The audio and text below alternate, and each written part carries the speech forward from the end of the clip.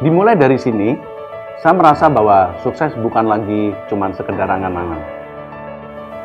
Dimulai dari sini, saya mulai bertemu dan mempelajari ilmu ekonomi dan bisnis dari dosen-dosen yang profesional dan dosen-dosen yang benar-benar ahli di bidang ekonomi dan bisnis. Dimulai dari sini, saya diajarkan bagaimana menjadi seorang pebisnis yang handal dan terampil. Dimulai dari sini, saya mulai mengerti bagaimana merencanakan sebuah plan agar dapat direalisasikan dengan baik. Selain itu, dimulai dari sini, saya mulai mengerti bagaimana kesulitannya untuk menjadi seorang owner perusahaan yang harus mempertahankan, mengembangkan daripada usaha ini. Apalagi di tengah-tengah persaingan yang berat, dan lagi saya juga merintis karir sebagai karyawan Bank Jateng. Jadi dalam situasi ini saya harus berusaha dua-duanya, karir yang sukses dan usaha yang sukses pula. Sukses bagi saya sih adalah apa yang kita inginkan, apa yang kita cita-citakan bisa tercapai. Tidak mudah sih memang kalau mengingat banyak hal yang telah saya lalui baik suka maupun duka. Kadang teringat sih masa-masa kuliah saat bagaimana saya berjuang hingga menjadi seperti sekarang ini. Peningkatan skill dan kompetensi diasah melalui pelatihan-pelatihan dan praktikum-praktikum di kampus yang sangat berguna sekali untuk perkembangan karier saya saat ini. Itu menjadi bekal yang sangat berharga untuk saya bisa menjadi sukses. Kegiatan kemahasiswaan memupuk percaya diri saya sehingga menjadi bekal saya dalam berkarya di dunia kerja. Pendidikan di sini sangat berkualitas, mulai dari dosen, fasilitas pembelajaran, tidak heran akreditasinya bagus. Sukses kami dimulai dari sini. Sukses kami dimulai dari sini. Sukses kami dimulai dari sini.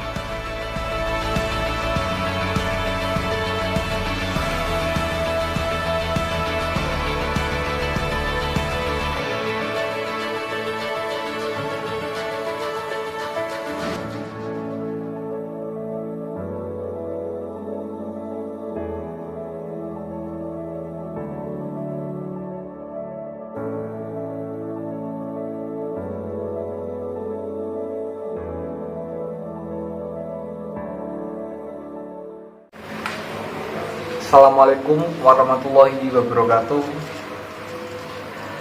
Perkenalkan, nama saya Alfian Fahri Husaini dari Universitas Stikubang Unisbank Semarang dengan nomor NIM 1805520203 dari kelas D1 Akuntansi mata kuliah Audit Bank yang diampu oleh Bapak Arif Himawan Dwi Nugroho.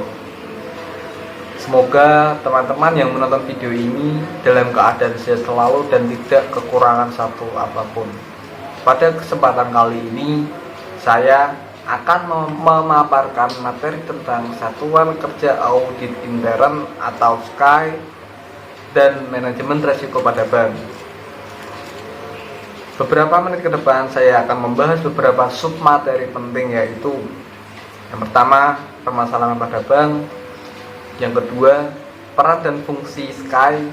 Yang ketiga, definisi manajemen resiko. Yang keempat, jenis resiko. Yang kelima, ruang lingkup manajemen resiko. Dan yang terakhir atau yang keenam, sistem pengendalian. Materi kita yang pertama adalah permasalahan pada bank. Tetapi sebelum memasuki materi yang pertama, saya akan membahas terlebih dahulu tentang standar pelaksanaan fungsi audit intern bank atau yang disingkat SPFAIB. Tujuan dikeluarkannya SPFAIB antara lain agar audit intern bank dapat berfungsi secara efektif dan dapat diperoleh kesamaan pemahaman mengenai misi, wewenang, independensi, dan ruang lingkup pekerjaan audit intern. Upaya tersebut diharapkan dapat membentuk mekanisme pengawasan yang dapat memastikan bahwa pelaksanaan kegiatan operasional bank telah sesuai dengan ketentuan yang berlaku.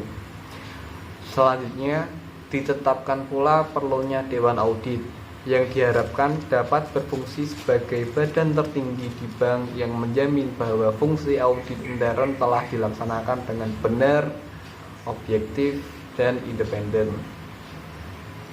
Dalam SPFAIB diatur pula bahwa bank wajib menyampaikan laporan kepada Bank Indonesia mengenai pelaksanaan hasil audit dan temuan audit yang diperkirakan dapat mengganggu kelangsungan usaha bank. Dengan demikian, diharapkan bank dapat meningkatkan keterbukaannya sehingga dapat dilakukan tindakan antisipatif secara dini baik oleh bank sendiri maupun bersama-sama Bank Indonesia.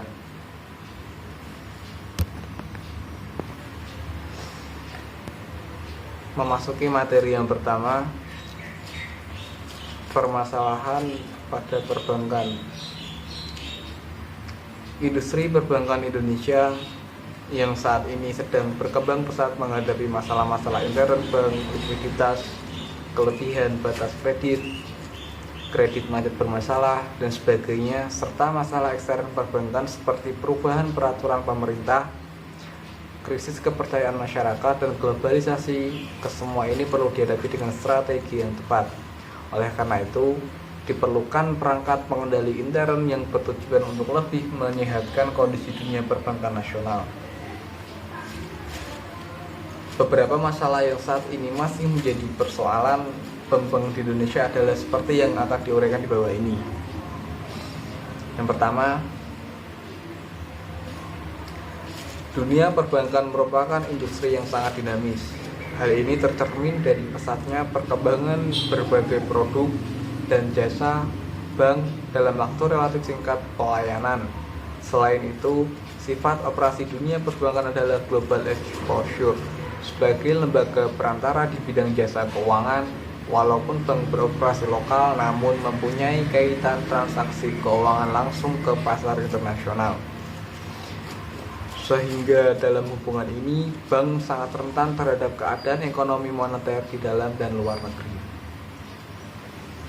Oleh karena itu, bank di Indonesia dituntut agar tidak ketinggalan dalam mengantisipasi perkembangan produk dan pelayanan serta mengantisipasi sifat global exposure ini. Yang kedua, persaingan antar bank yang menajam yang mengakibatkan persaingan dalam merebut nasabah, baik nasabah dana maupun debitur yang baik-baik. Hal ini menjurus pada persaingan yang tidak sehat. Hal itu tampak jelas, misalnya dari tidak terefleksi dengan benar tingkat suku bunga di counter bank dengan yang sebenarnya diberikan oleh bank yang bersangkutan kepada nasabahnya. Misalnya, adalah suatu hal yang biasa bila tingkat bunga deposito bisa ditawar. Bahkan, walaupun sifat deposito berjangka terikat oleh waktu, pencairan dengan mudah bisa dilakukan bila si nasabah membutuhkannya.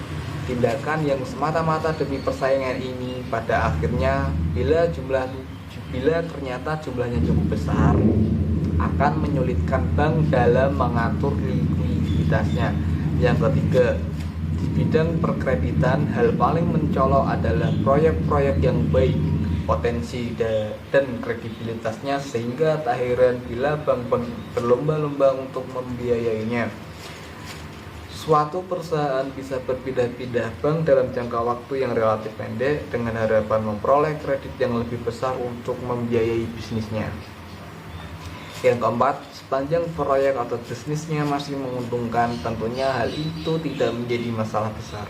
Namun, kecenderungan ini berlanjut sehingga akhirnya pada pembiayaan proyek tak terkendali dan menjadi berlebihan atau overfinance. Tentunya hal ini membuka peluang bagi si nasabah untuk terspekulasikan pada proyek yang belum jelas benar prospeknya. Tak jarang, hal ini menjadi suatu sumber dari kesulitan kredit yang memakan jangka waktu panjang. Yang kelima, aspek ekspansif dalam pemberian kredit ini tak jarang yang kurang memperhatikan kemampuan untuk menghimpun dana masyarakatnya, sehingga terjadi mismatch antara dana yang disalurkan dengan dana yang berhasil dihimpun bank. Selanjutnya, pemberian kredit bank menggunakan dana yang berasal dari antar bank. Kondisi ini sangat membahayakan karena dalam kondisi uang ketat, bank-bank seperti ini akan sangat mengalami kesulitan. Yang keenam, penyaluran kredit bank seringkali dilakukan tanpa melalui prinsip-prinsip kredit yang sehat. Akibatnya, kualitas aktiva produktif menurun dan cadangan aktiva produktif yang harus disediakan tidak terpenuhi. Pengaruh yang langsung terasa adalah turunnya tingkat kesehatan bank.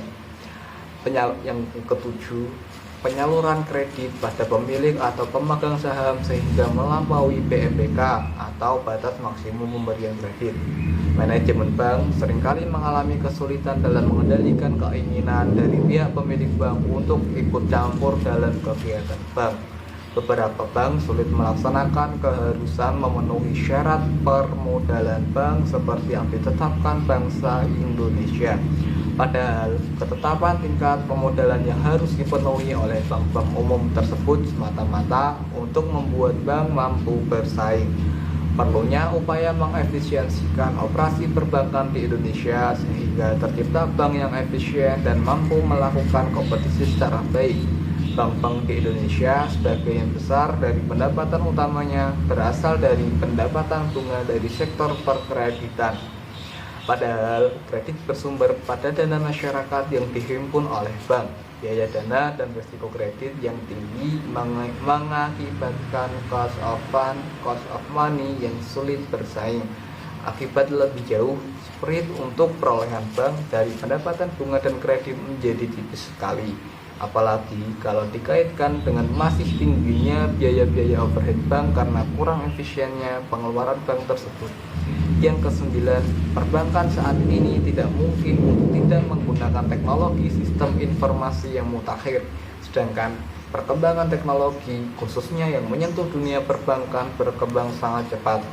Teknologi sistem informasi dalam dunia perbankan ini memasuki aktivitas operasional, pelayanan, produk bank, akuntansi, administrasi, dan pelaporan. Di dalam hubungan ini, tuntutan penggunaan perangkat keras, perangkat lunak, serta sumber daya manusia untuk mengikuti kecepatan perkembangan teknologi ini merupakan tantangan besar. Investasi di sektor ini membutuhkan biaya besar untuk perangkat lunak dan perangkat kerasnya. Sedangkan faktor manusia sebagai brainware memerlukan investasi dan pengembangan yang memakan waktu panjang untuk mengoperasikan secara baik dan aman. Yang 10, perkembangan jumlah kantor bank mengakibatkan tuntutan adanya penyediaan segala fasilitas bank, termasuk penyediaan tenaga kerjanya. Hal ini tidak bisa tercipta dalam waktu singkat. Padahal tuntutan bisnis karena perkembangan yang terlalu pesat sangat membutuhkan adanya kualitas dan kuantitas personil bank yang handal. Artinya, sumber daya manusia perbankan yang mempunyai keahlian di bidangnya terbatas dibandingkan dengan kepesatan perkembangan organisasi serta kantor bank yang meluas. Yang ke-11, di satu sisi, perkembangan bank menuntut adanya sumber daya manusia perbankan yang berkualitas, namun di sisi lain, penyediaan tenaga kerja atau sumber daya manusia ini ternyata sangat terbatas. Akibatnya banyak terjadi saling bajak antar bank untuk memperoleh tenaga kerja yang siap pakai ini. Akibat yang ke-12, akibat dari perkembangan hasil pembangunan, tingkat pemahaman, kebutuhan maupun keinginan nasabah bank terhadap banknya menjadi lebih tinggi dari waktu ke waktu. Untuk itu, kemampuan bank untuk mencapai kepuasan nasabah menjadi tujuan utama agar dapat mempertahankan keberadaan banknya. Yang ke-13, karena sektor perbankan merupakan sektor ekonomi moneter yang penting bagi pemerintah, maka pengaturan sektor ini mengikuti kebijakan ekonomi moneter yang dianut oleh pemerintah. Kecenderungan dari regulasi dan pasar bebas yang akan segera ditempuh mendorong bank-bank agar mampu bersaing dalam era deregulasi ini. Di masa depan, banyak deregulasi yang makin terbuka. Pada masa deregulasi itu, bank-bank asing yang kuat dari berbagai negara akan lebih leluasa untuk memasuki pasar lokal di Indonesia.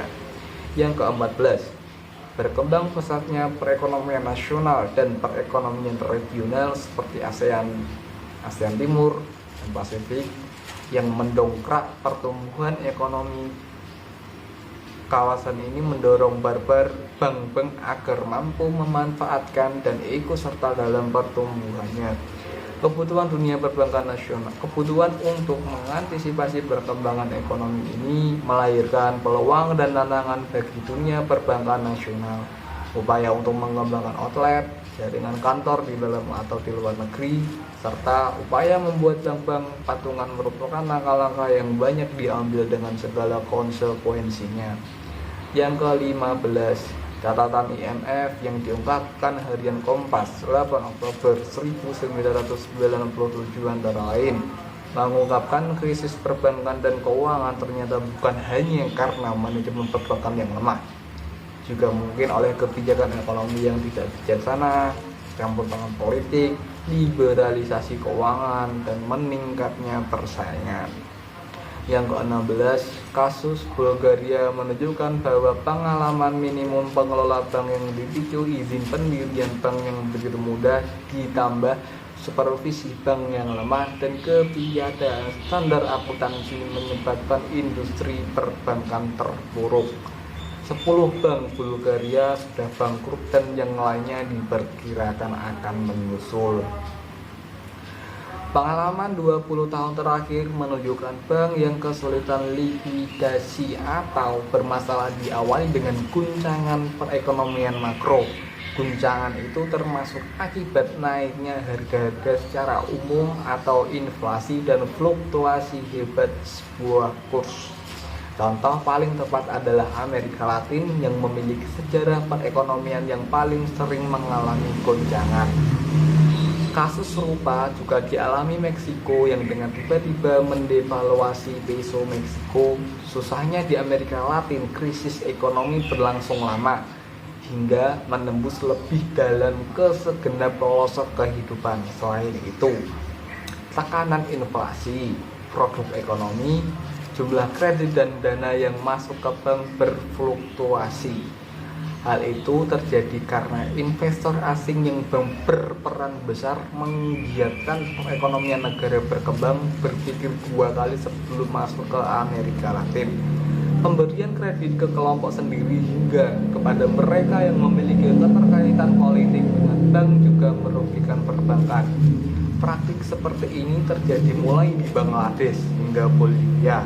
Meskipun tak ada terdengar di negara maju, persoalan ini sangat serius di negara-negara berkembang yang posisi otoritas moneternya agak sulit menghindari hal ini terjadi. Kejadian serupa juga terjadi pada bank di Eropa Timur, Rusia. Di kawasan ini, pendirian bank begitu mudah dan ditujukan untuk pembiayaan perusahaan sendiri atau yang terkait dengan pengelola atau pemilik bank. Banyak kredit kemudian terjerat kemacetan karena kalkulasi bisnis sembarangan. Banyak negara berkembang yang lebih maju, lebih mampu menghindari fenomena ini dengan pembatasan pemberian kredit ke kelompok atau relasi. Di Indonesia, muncul istilah PMBK atau batas maksimum pemberian kredit. Tetapi, meskipun sudah dibatasi, di banyak negara ada fenomena petugas pengawas bank kekurangan tenaga atau kekurangan minat untuk menegakkan aturan lainnya. Keterlibatan pemerintah merupakan penyebab utama ketika kesulitan perbankan dan bahkan berdampak lebih serius. Di seantero negara berkembang, pemerintah tak memiliki rasa malu menggunakan dana bank-bank negara menutupi kekurangan anggaran dan membiayai produk yang dilakukan kelayakannya. Campur tangan politik atau pemerintah yang dimaksudkan ternyata tidak hanya menyangkut pemerintah pusat tetapi juga ke pemerintah daerah. Contoh untuk itu bisa dilihat di Brazil yang melibatkan bank pemerintah Banespa yang bermarkas di Sao Paulo. Banespa telah dibujuk mengalokasikan dana untuk menutupi kekurangan dana anggaran pemerintah daerah. Hal serupa juga terjadi di lebih 27 pemerintahan daerah Brazil. Bukan rahasia lagi, kredit macet di perbankan Indonesia lebih banyak terjadi di kelompok bank pemerintah. Deregulasi dan liberalisasi perbankan pun turut menjebloskan perbankan negara berkembang.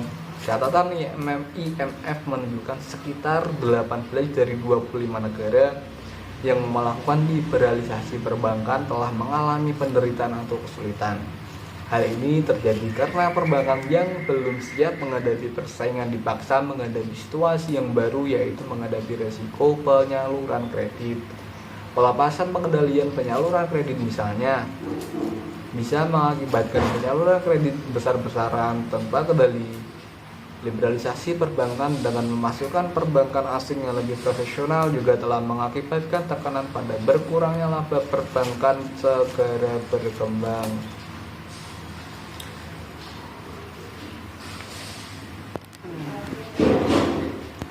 Materi selanjutnya adalah misi Satuan Kerja Audit Intern Bank. Bank Indonesia menetapkan bahwa misi dari audit intern adalah terpenuhinya secara baik kepentingan bank dan masyarakat menyimpan dana. Hal ini ditekankan karena sebagai badan usaha, di dalam bank terdapat dan bertemu berbagai macam kepentingan dari pihak-pihak terkait seperti pemilik, manajemen, pegawai, dan nasabah. Walaupun ada perbedaan kepentingan di antara pihak-pihak terkait tersebut, namun pada hakikatnya kepentingan tersebut mempunyai tujuan yang sama, yaitu mencapainya bank yang sehat dan mampu berkembang secara wajar. Pengertian sehat di sini adalah sesuai dengan tingkat kesehatan yang ditetapkan oleh Bank Indonesia meliputi unsur CAMEL atau Capital Asset Management, Earning dan penaltinya.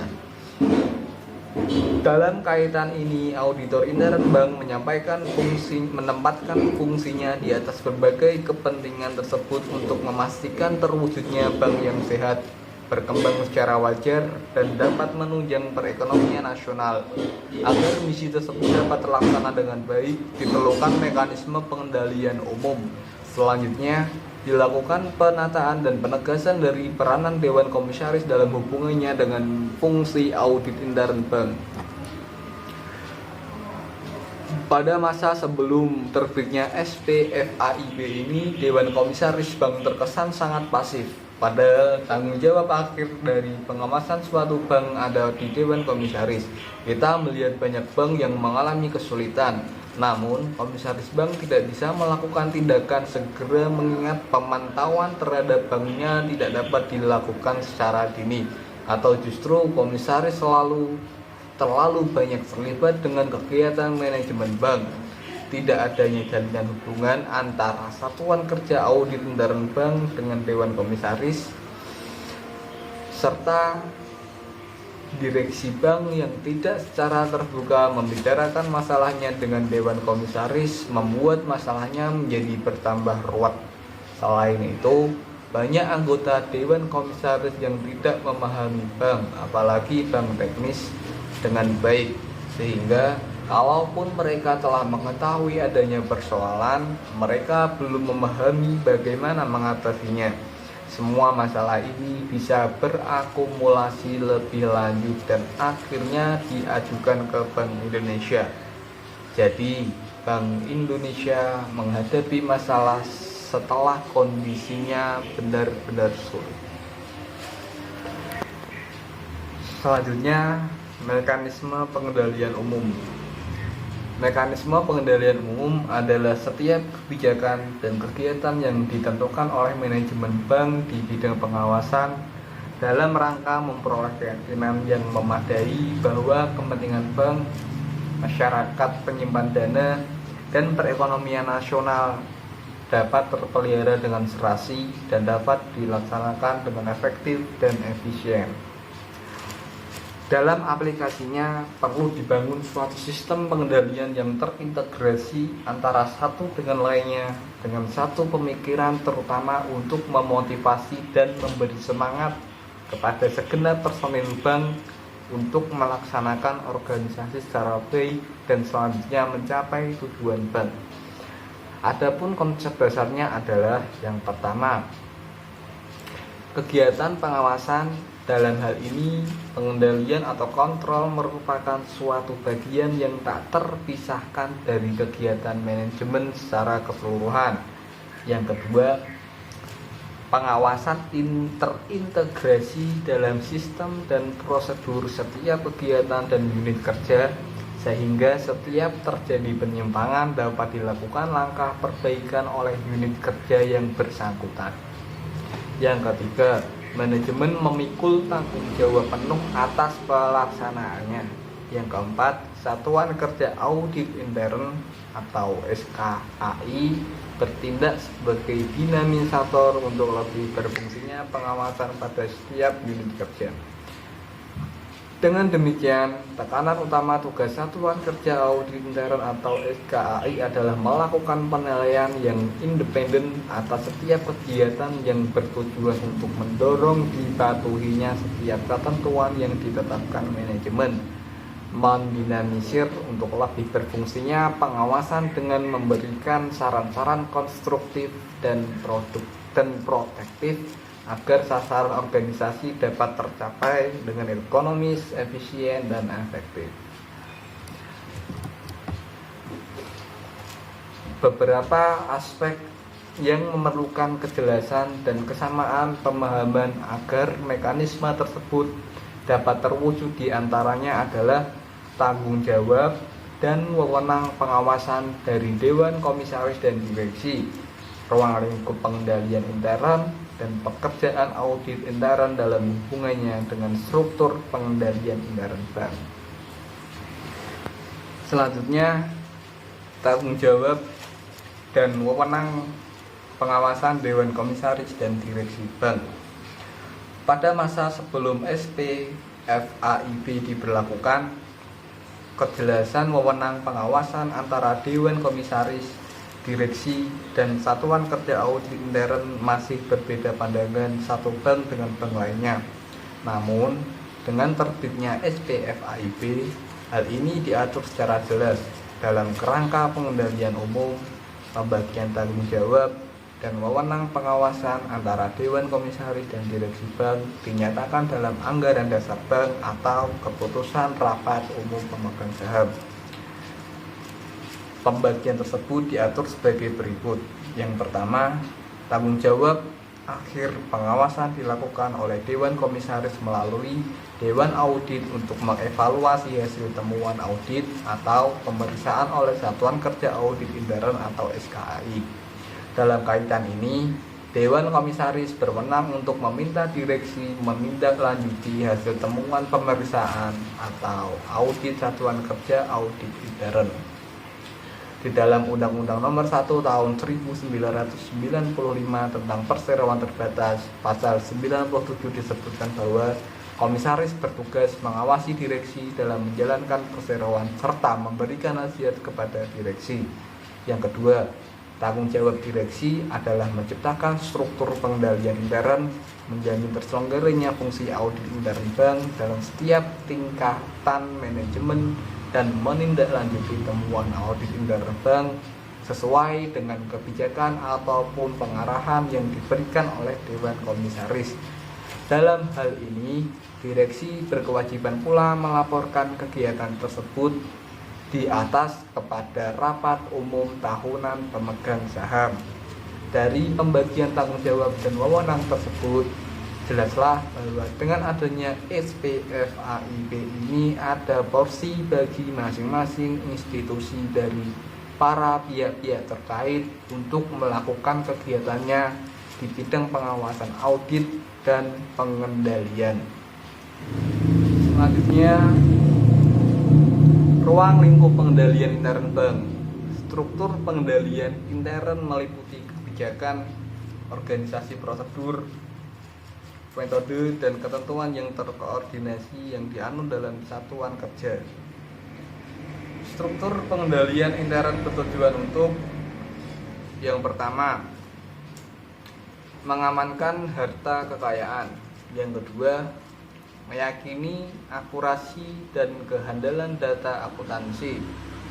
Yang ketiga, mengoptimalkan pemanfaatan sumber daya secara ekonomis dan efisien, serta mendorong ditaatinya kebijakan manajemen yang telah digariskan. Yang keempat, dalam usaha perbankan yang melibatkan dana dari masyarakat luas. Ruang lingkup pengendalian intern bank meliputi juga aspek-aspek yang mampu menjamin keamanan dana yang disimpan oleh masyarakat dan pihak ketiga lainnya. Selanjutnya, fungsi Satuan Kerja Audit Intern. Tugas SKAI adalah membantu Direktur Utama dan Dewan Audit dengan menjabarkan secara operasional perencanaan, pelaksanaan, dan pemantauan atas hasil audit.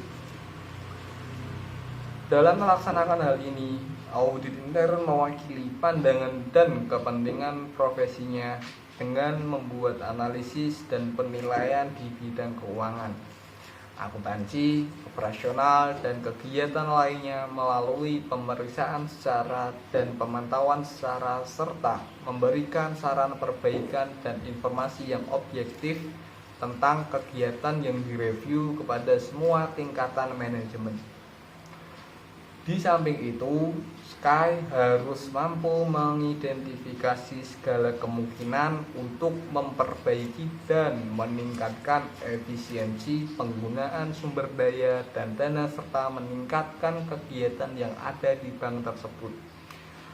Tuntutan yang sedemikian tinggi dari fungsi dan tugas SKAI jelas menggambarkan pada kita bahwa peran SKAI sangat diharapkan dalam mendorong lahirnya bank yang sehat, sehingga kualitas sumber daya SKAI harus padan dengan tuntutan tersebut.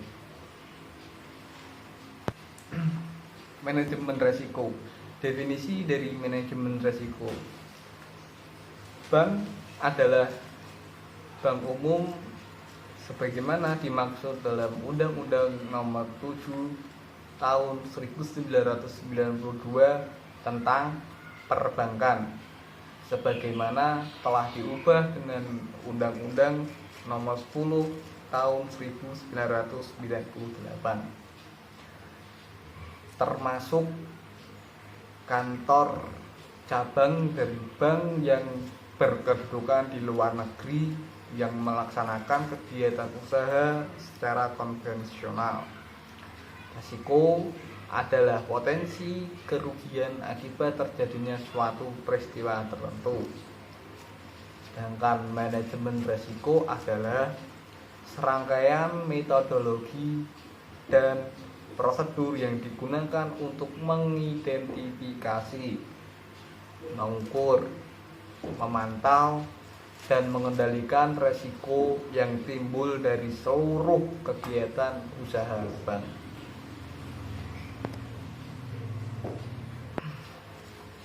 Kemudian ada 8 jenis risiko. Yang pertama, ada risiko kredit. Risiko kredit adalah risiko akibat kegagalan pihak lain dalam memenuhi kewajiban kepada bank, termasuk risiko kredit akibat kegagalan debitur, risiko konsentrasi kredit, counterparty credit risk, dan settlement risk. Yang kedua, ada risiko pasar. Risiko pasar adalah risiko pada posisi neraca dan rekening administratif, termasuk transaksi derivatif, akibat perubahan secara keseluruhan dari kondisi pasar, termasuk risiko perubahan harga option.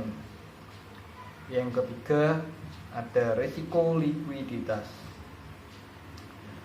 Risiko likuiditas adalah risiko akibat ketidakmampuan bank untuk memenuhi kewajiban yang jatuh tempo dari sumber pendanaan arus kas dan atau dari aset likuid berkualitas tinggi yang dapat diagunkan tanpa mengganggu aktivitas dan kondisi keuangan bank. Yang keempat, risiko operasional. Risiko operasional adalah risiko akibat ketidakcukupan dan atau tidak berfungsinya proses internal, kesalahan manusia, kegagalan sistem, dan atau adanya kejadian-kejadian eksternal yang mempengaruhi operasional bank. Yang kelima, resiko kepatuhan. Resiko kepatuhan adalah resiko akibat bank tidak mematuhi dan atau tidak melaksanakan peraturan perundang-undangan dan ketentuan. Yang keenam, resiko hukum. Resiko hukum adalah resiko akibat tuntutan hukum dan atau kelemahan aspek yuridis. Yang ketujuh, resiko reputasi. Resiko reputasi adalah resiko akibat menurunnya tingkat kepercayaan pemangku kepentingan atau stakeholder yang bersumber dari persepsi negatif terhadap bank. Yang kedelapan atau yang terakhir ada resiko strategik.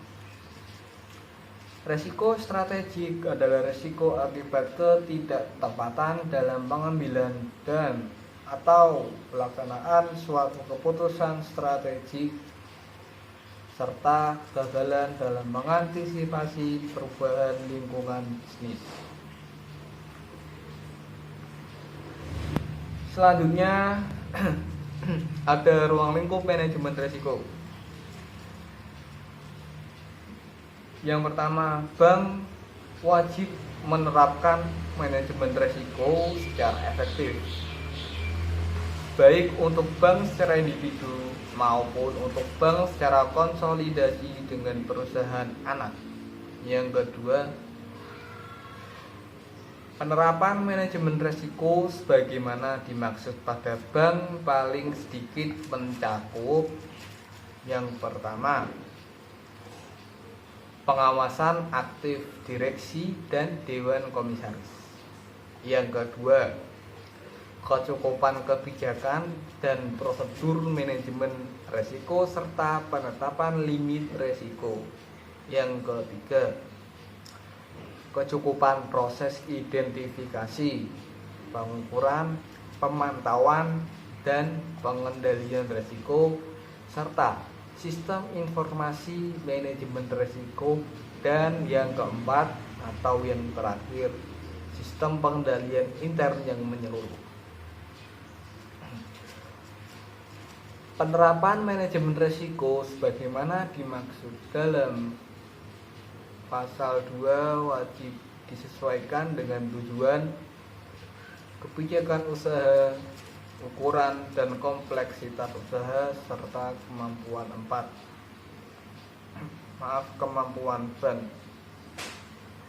Penerapan manajemen risiko mencakup ada risiko kredit, risiko pasar, risiko likuiditas, risiko operasional, risiko hukum, risiko reputasi, risiko strategik, dan risiko kepatuhan. Bank wajib menerapkan manajemen risiko untuk seluruh risiko sebagaimana dimaksud dalam cakupan penerapan manajemen risiko. Selanjutnya ada pengawasan aktif direksi dan dewan komisaris. Bank wajib menetapkan wewenang dan tanggung jawab yang jelas pada setiap jenjang jabatan yang terkait dengan penerapan manajemen risiko. Yang pertama ada wewenang dan tanggung jawab direksi. Wewenang dan tanggung jawab direksi sebagaimana dimaksud dalam bank bagi direksi paling sedikit, yaitu yang pertama, menyusun kebijakan dan strategi manajemen risiko secara tertulis dan komprehensif. Yang kedua, bertanggung jawab atas pelaksanaan kebijakan manajemen risiko dan eksposur resiko yang diambil oleh bank secara keseluruhan. Yang ketiga, mengevaluasi dan memutuskan transaksi yang memerlukan persetujuan direksi. Yang keempat, mengembangkan budaya manajemen risiko pada seluruh jenjang organisasi. Yang kelima, memastikan peningkatan kompetensi sumber daya manusia yang terkait dengan manajemen risiko. Yang keenam, memastikan bahwa fungsi manajemen risiko telah beroperasi secara independen. Dan yang ketujuh, melaksanakan kaji ulang secara berkala untuk memastikan a. keakuratan metodologi penilaian risiko, b. kecukupan implementasi sistem informasi manajemen risiko, c. ketepatan kebijakan dan prosedur manajemen risiko serta penerapan limit risiko. Dalam rangka melaksanakan wewenang dan tanggung jawab, direksi harus memiliki pemahaman yang memadai mengenai risiko yang melekat pada seluruh aktivitas fungsional bank dan mampu mengambil tindakan yang diperlukan sesuai dengan profil risiko bank. Kemudian ada wewenang dan tanggung jawab Dewan Komisaris. Wewenang dan tanggung jawab Dewan Komisaris paling sedikit yaitu yang pertama, menyetujui dan mengevaluasi kebijakan manajemen risiko.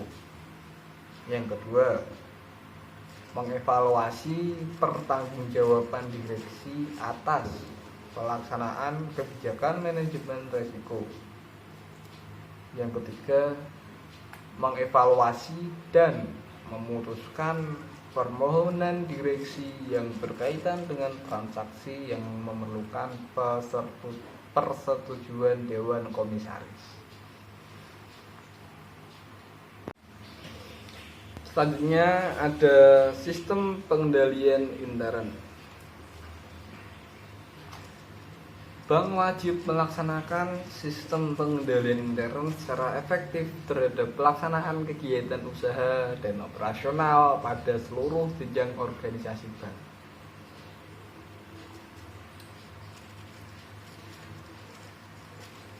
Pelaksanaan sistem pengendalian intern pada bank paling sedikit mampu secara tepat waktu mendeteksi kelemahan dan penyimpangan yang terjadi.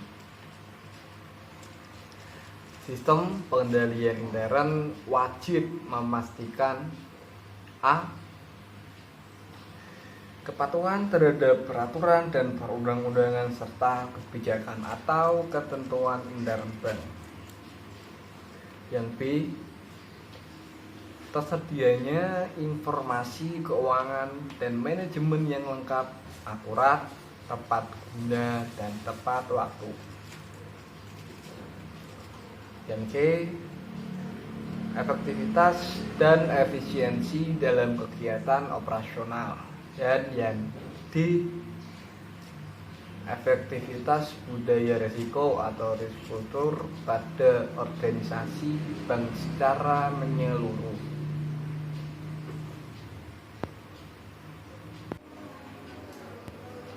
Sistem pengendalian intern dalam penerapan manajemen risiko. Sistem pengendalian intern dalam penerapan manajemen risiko sebagaimana dimaksud dalam sistem pengendalian intern menyeluruh paling sedikit mencakup yang pertama, kesesuaian sistem pengendalian intern dengan jenis dan tingkat risiko yang melekat pada kegiatan usaha bank. Yang kedua, penetapan wewenang dan tanggung jawab untuk pemantauan kepatuhan kebijakan dan prosedur manajemen risiko serta penetapan limit risiko.